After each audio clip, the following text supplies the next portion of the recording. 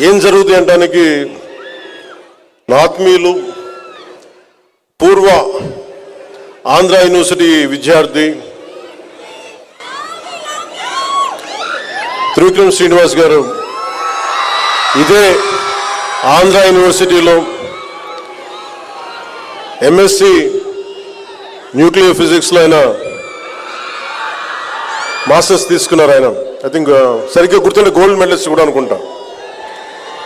నేను అనుకుంటాను ఇంత చదివి ఆయన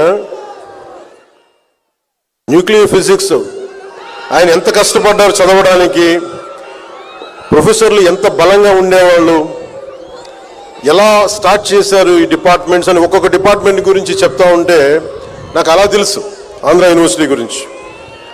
అలాంటి ఆంధ్ర యూనివర్సిటీకి ఈ శతాబ్ది ఉత్సవాలకి నాకు ఈ అవకాశం నిజంగా నేను చాలా